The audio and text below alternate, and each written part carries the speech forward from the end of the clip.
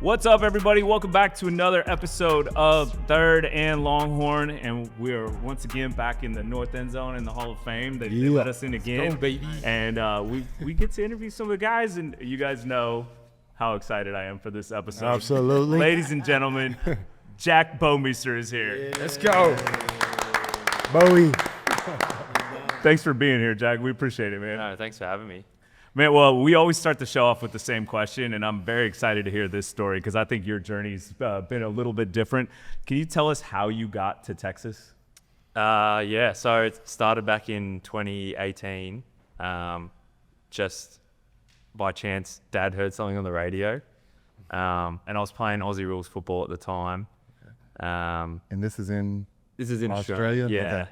And just went down and gave it a go, basically, punting.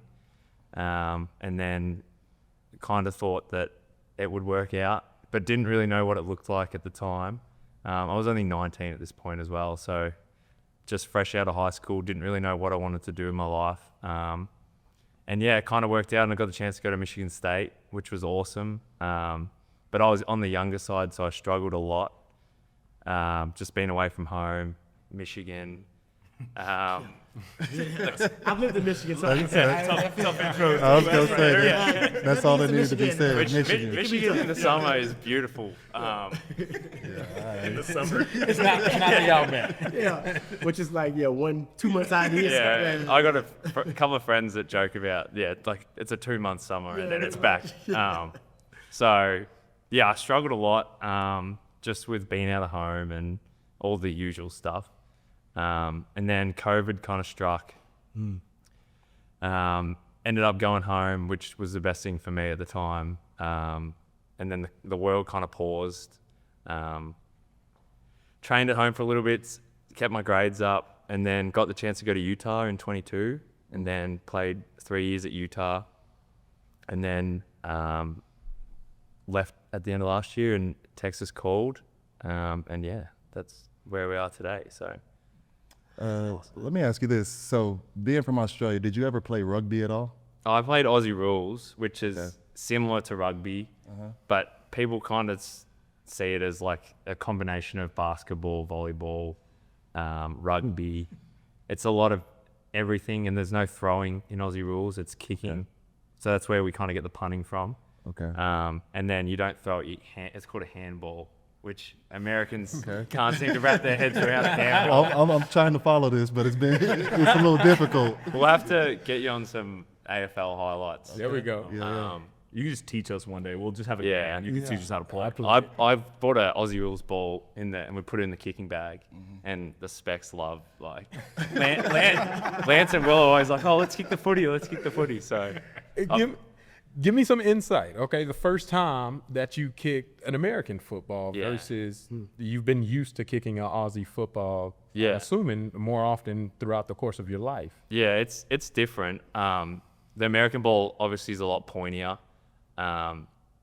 and now I know a lot more about it. But when I first started, I just assumed like, you just kick any ball, but you got like the quarterback balls and all that kind of stuff to come into it. And I know kickers get real.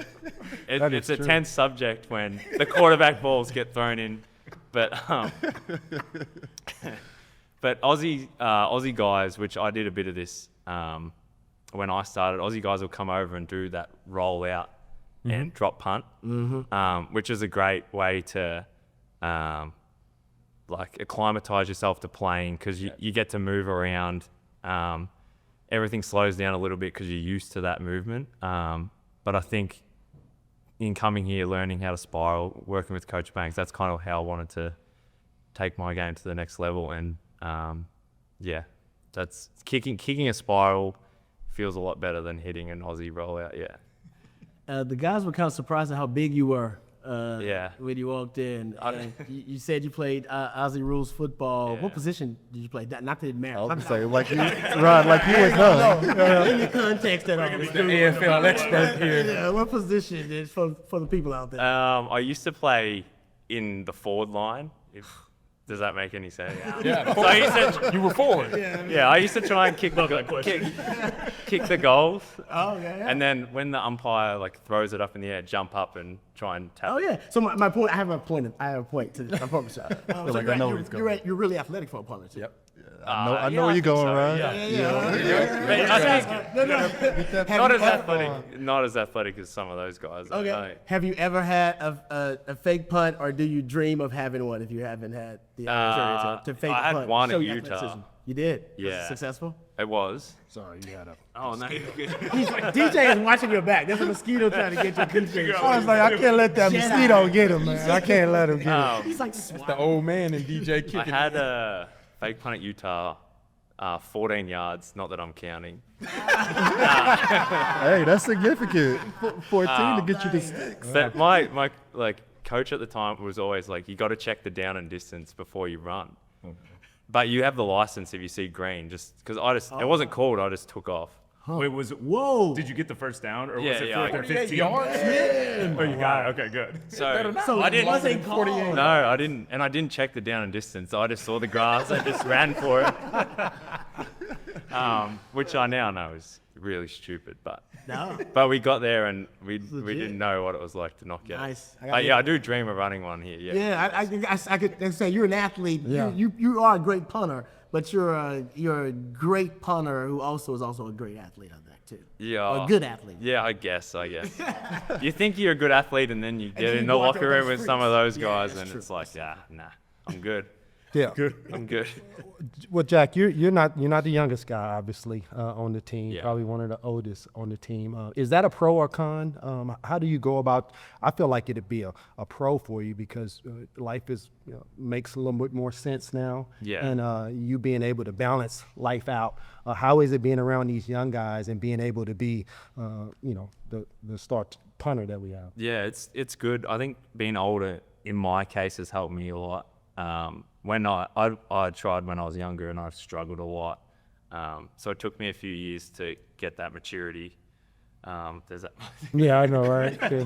Only the highest for us, though. We got bugs everywhere. But I think it's a positive. Try to see myself as a locker room guy. Yeah. As a punter, you don't want to. You kind of got to stay out of the way as much as you can. I know my role on the team. Yeah. But within the specialist room, I try and help the guys whenever I can. It's also hard coming in as a transfer, but I think I've done a pretty good job of initiating in with the boys and just kind of buying into the culture that Texas has. So yeah, I'd say definitely being older has helped me in my. Yeah, that's the great thing about football. It doesn't matter what background you come from. Like we're a band of brothers when you get on the team, especially on Saturday or Sunday. Yeah. Whenever y'all playing, and that's the time you're supposed to be the closest. But I know special team guys are a little bit secluded during practice at times. But game day, we come all together, and it doesn't matter till it matters, right? You got to work on your craft. So I mean, Coach Beckton came up to the specialist and said how proud he was with us after the summer workouts because we do everything that the team does. oh, nice. We hold ourselves to the same standards. Okay. So we usually run with the big guys, which is always fun.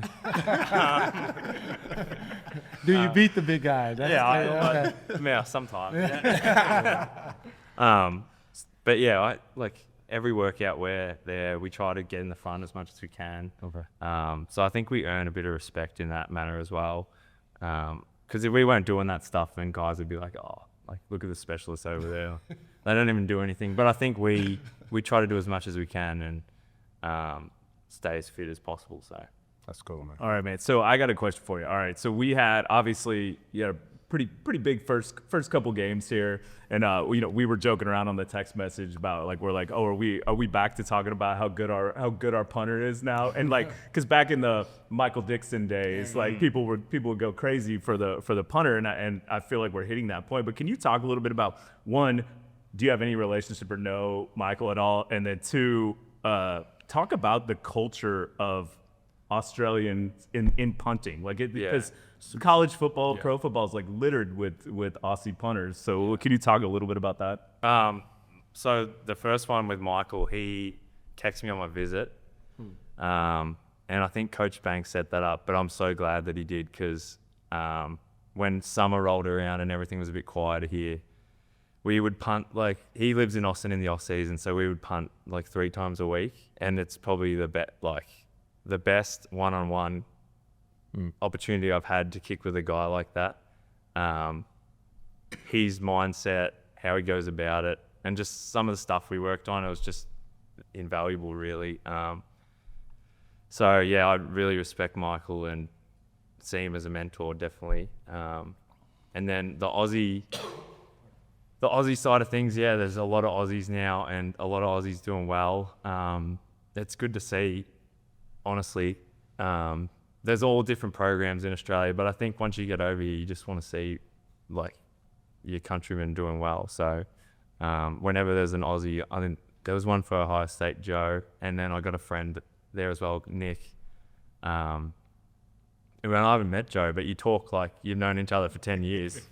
And it's kind of like, oh, like, look at us. Like, I came from Bendigo, there's 100,000 people there in country Australia. So, and then you're punting in the shoe against Ohio State, probably like the biggest opener ever. Apparently, not that I, yeah. It just, and anywhere you'd go with that game, you'd turn on the TV, there's commercials, there's all over TikTok, Instagram, like you couldn't get away from it. So you kind of just got to embrace it. But yeah, try to think of us as a band of brothers. And if anyone ever reached out to me, I'd be helping them within minutes. Like I would never, yeah. I think it's all about looking after each other and sticking around. So yeah. The guy was the MVP of a bowl game. That was balling. Yeah. No, we spoke about that. That's every day. You got to brag about that. I don't know how often that happens. Where a player could be MVP of a bowl game. That's when I started calling them long balls. Dickson.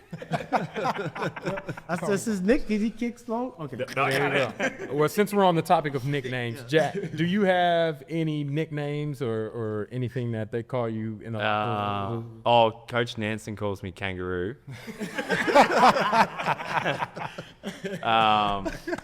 I got Tate Haver calls me Unk. There we go. That's Jay Hills. Yeah. That one's caught on a bit. But the Kangaroo one, that's a Coach Nansen special, yeah. And get him a vicious kick. They do. Well, Jack. How many? Oh, sorry, go ahead. Well, I got a different type of question. Go ahead and ask yours, right? No, I really just want to know how many, how many kicks, like how many punts in a day for you, on average, when you're practicing and cultivating your craft. Like you guys are kind of away doing your thing. Yeah. Today's our main day. Yeah. So like just tidying stuff up from the weekend. Like we had those 2 go in the end zone, which I was pretty pissed about. So we go and work those on the other field. And then you obviously warm up for punt. We have punt at the start of practice. So you go through the normal punt day and then you just get whatever work you want after. So it's usually Tuesday, Thursdays, the main days. And then you just kind of do some technique stuff on the other days. Okay. Nice. Well, Jack, let me ask you this. So kind of taking it back to recruiting initially, you mentioned you first started out at Michigan State, correct? Yeah. I want to know what went into it right before that. So whenever you picked up an American football, like was the mindset to get recruited to play college football, or what was the mindset when you first picked that football up? Yeah, it was to come over here, but I think I looked at it as a good opportunity academic-wise as well, to come over here and get a really good education. So I think having the chance to network over here and looking at, when I first came over, I was like, I'm going straight home once I'm done. But now that I've had the chance, no disrespect to Michigan State. I was just young and I just couldn't see myself living in America. But now I've got a partner over here and like trying to network as much as I can, because that's obviously the long-term plan is to stay here, whether that's if I get a chance at the NFL or in the workforce. So, Well, kind of piggybacking off that question, you said at first it was tough for you living out here, but then as you lived out here longer and longer, it got a lot easier for you. So what have you grown to love about America or the United States? Chick-fil-A. It's not wrong. Fried chicken. That's hard to Fried chicken, argue. baby. That's as American as it gets. Fried chicken, My parents are here right now, and last night they were like, let's go get dinner. And they're like, we don't want to stuff with your routine. And I get Chick-fil-A every Monday. And they're like, we're going to Chick-fil-A.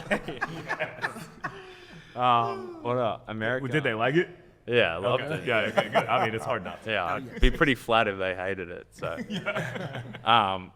I just love, what do I love about America? I love that everyone's so friendly. Everyone just wants to look after you. I think just being around football programs as well, it's pushed me to be better and become a better man, I think, definitely. If I would have just stayed at home, I think I would have stayed pretty insular and not left my comfort zone. But coming over here, I've been able to get out of my comfort zone and push probably further than I thought I'd ever be pushed. So that's the thing that I think that's helped me the most coming to America. That's awesome. Yeah, that's awesome. Well, Jack, I know you got to get out of here. You got a ton going on, but we really appreciate you stopping by. Can I ask you one more thing before we leave? Though I always like to ask this question. Why? What? Any significance behind your number 19? No, I just got given that. Okay, perfect. But my mentor was 19 when he played in Australia. Oh, yeah. So it works out. Yeah, it kind of all worked out, but Serendipitous. yeah. I like that. It's slim pickings for specialists. Extra jerseys, but no, Jack, thank you so much, man. We look forward to watching you play. We'd love to have you back again sometime. No, I appreciate it. Thank you so much, guys. Hook 'em.